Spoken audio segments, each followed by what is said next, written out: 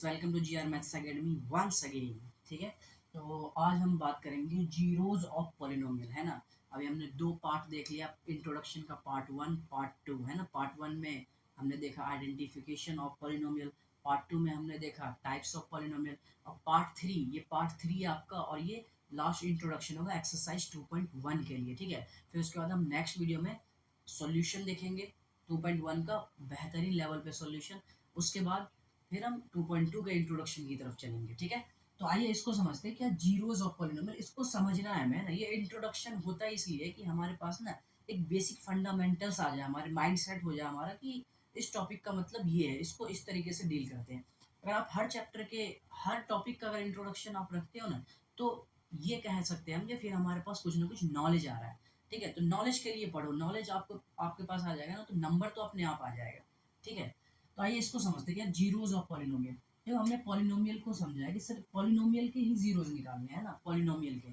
ठीक है, पॉलिनोमियल, अच्छा जीरोज होता क्या है, सबसे पहले हमें ये जानना होगा जीरोज क्या होता है। देखिए, हम एक पॉलिनोमियल लेते हैं, कोई सा भी पॉलिनोमियल को इंट्रोड्यूस करते हैं पी ऑफ एक्स। इसको क्या पढ़ते हैं, P of x. P of x क्या होता है, एक पॉलिनोमियल का सिंबल होता है ना, पॉलिनोमियल का सिंबल कह सकते हैं। यहाँ से मान लो हमारे पास एक पॉलिनोमियल है एक्स स्क्वायर माइनस फोर। ठीक है, हमने एक ले लिया पॉलिनोमियल। अच्छा, अब हम क्या करते हैं, एक्स की वैल्यू अगर हम पुट कर देते हैं यहाँ पे टू, एक्स की वैल्यू अगर हम यहाँ पे पुट कर देते हैं टू, तो क्या होता है जरा एक बार चेक कर लेते हैं। तो एक्स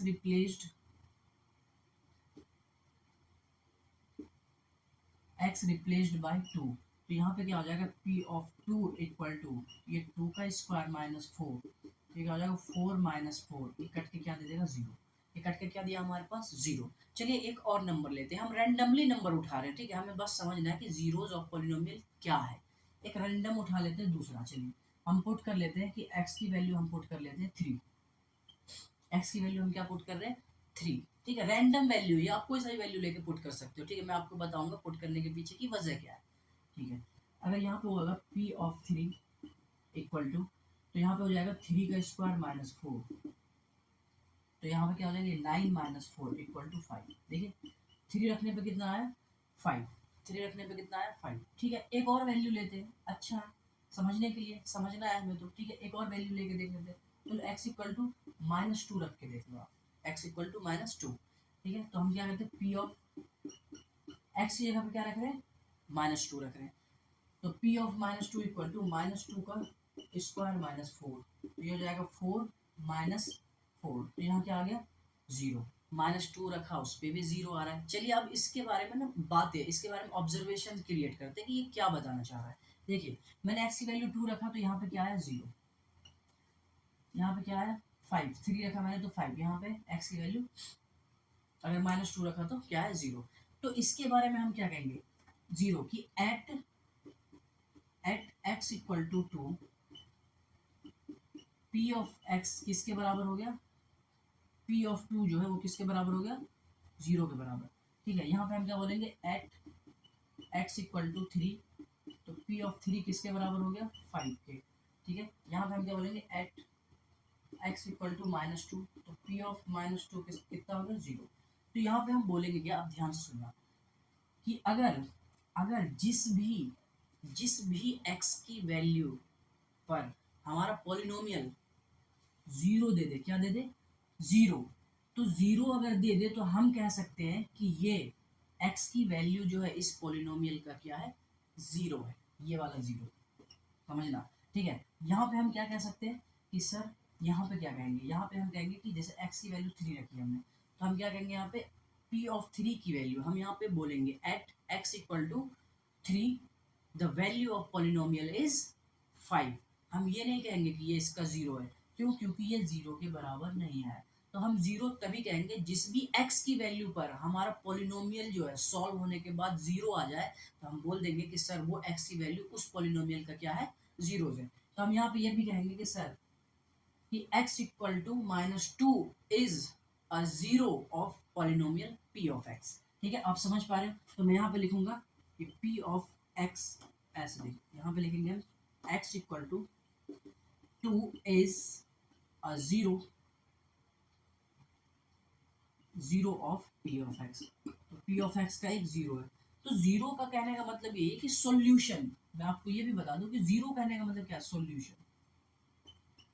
जीरो का मतलब क्या है, सॉल्यूशन, उस पॉलिनोमियल का सॉल्यूशन। और किसी भी पॉलिनोमियल का सॉल्यूशन तब आएगा जब उस x की वैल्यू उस पॉलिनोमियल में रखने पर क्या आ जाए, जीरो आ जाए। ठीक है, तो यहाँ पे हम क्या बोलेंगे, यहाँ पर नहीं बोला, हम यहाँ पे ये बोलेंगे at x equal to 3 the value of polynomial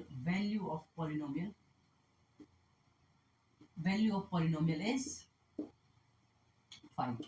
ठीक है, यहाँ पे हम जीरो नहीं बोलेंगे, this is not a zero of p of x। तो यहाँ पे हम क्या कहेंगे, अगर हमें सब हमसे पूछा जाएगा इस फॉर्मेट में आंसर देने के लिए, तो हम क्या कहेंगे कि x equal to 3 is not a zero of p of x polynomial.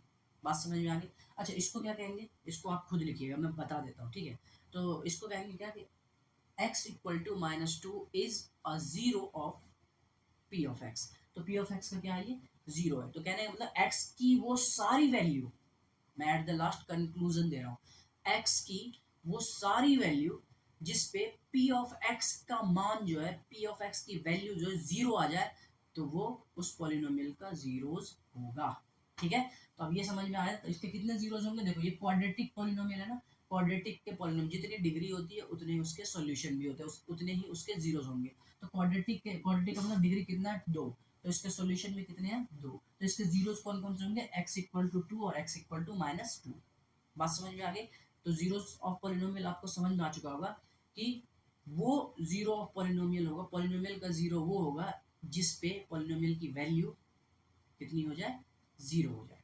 Clear है। ठीक है, हम क्वेश्चन करेंगे और बेहतरीन तरीके से समझेंगे। क्वेश्चन करोगे आप तो उसे समझोगे। एक एग्जांपल ले लेते हैं बहुत अच्छे तरीके से, यहाँ पे एक एग्जांपल, ताकि आपको और क्लियर समझ में आ जाए। अगर हमें कहता check x equal to 3 is a zero of